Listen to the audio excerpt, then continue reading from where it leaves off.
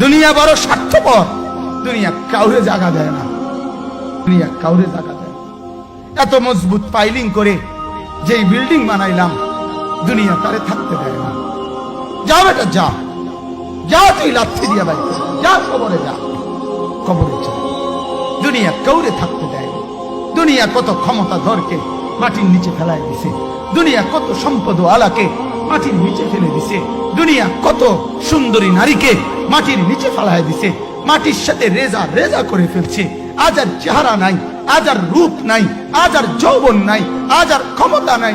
এমন বাদশা ছিল পৃথিবীতে যার হাতের আঙ্গুলের ইশারায় মানুষের গর্দান উড়াইয়া দিত, যার হাতের ইশারায় উঠতো মানুষ, বসতো মানুষ। আজ বাদশারা নাই, আজ সম্পদওয়ালারা নাই, আজ মালওয়ালারা নাই। দুনিয়া কাউরে থাকতে দেয় না, কাউরে না দোস্ত, কাউরে দেয় না। দুনিয়া দাদারে আমার থাকতে দেয় নাই। আমার দাদারে আমি দেখছি, আজ আমার দাদা নাই। আমার নানারে আমি দেখছি, আমার নানা নাই। আমার দাদিরে আমি দেখছি, আমার দাদি নাই। আমার নানিরে আমি দেখছি, আমার নানি নাই। আমার বাবারে আমি দেখছি, 14 লক্ষ টাকা বাবার পেনশনের আমি সব ডাক্তারের পিছনে খরচ করে ফেলছি, বাড়ির ফসলের জমি বিক্রি করে ফেলছি। আমার বাপ যেন না মরে বারবার বাড়ে হসপিটালে নিছি, কিন্তু দুনিয়া আমার বাপকে থাকতে দেয় না। আমার বাপ কবরে চলে গেছে, দুনিয়া কাউরে থাকতে দেয় না, কাউরে না, কাউরে না, কাউরে না, কাউরে না। আমার বাপ দুনিয়া কাউরে থাকতে দেয় না। তুমি থাকবা না, তুমি থাকবা না।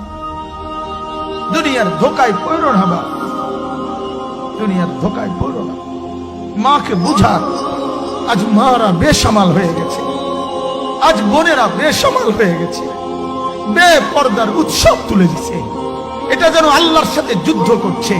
আল্লাহ করোনা না, তুমি আরো কিছু দাও, আমরা বেপরদিগি ছাড়বো না। যুবক ছেলেগুলো যেন বলতেছে, আল্লাহ তুমি করোনা দেওয়ার চাই দাও, অশ্লীল ছবি দেখা, ফেসবুকে নর্তকী দেখা আমরা ছাড়বো না। দেখি তুমি কি করতে পারো, তুমি যা করার করো। দোকানদার ব্যবসায়ীরা হারামের লেনদেন করা বন্ধ করছে না, সুদখোর সুদ ছাড়ছে না, ঘুষখোর ঘুষ ছাড়ছে না, নাফরমান আর জিনাকার ব্যভিচারী এরা কেউ কিছু ছাড়ছে না।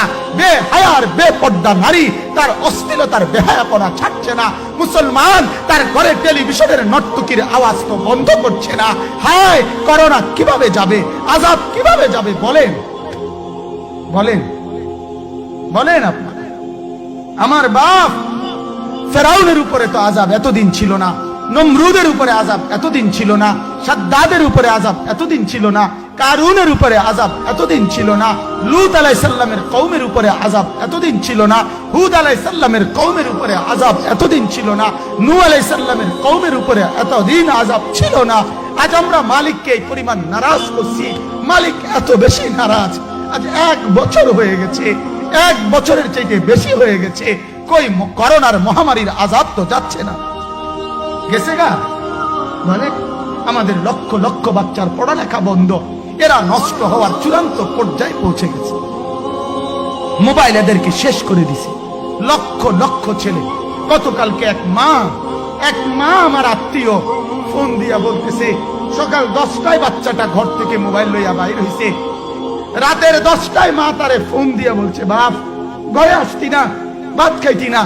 বাচ্চা তারে বলতেছে, তোমার অসুবিধা কি, তোমার সমস্যা কি? মা এই কথা বইলা কাঁদা দিছে যে, শোনেন হুজুর দোয়া করো।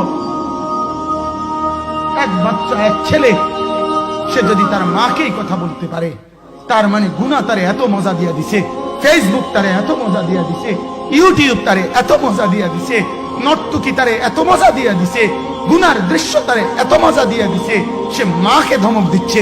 রাত 10টা বাজলে কি হইছে, রাতের 3টা পর্যন্ত দেখলে তোমার সমস্যা কি? আমার আখিরাত আমি নষ্ট করলে তোমার অসুবিধা কি? আমার জাহান্নাম আমি ঠিক করে নিলে তোমার সমস্যা কি?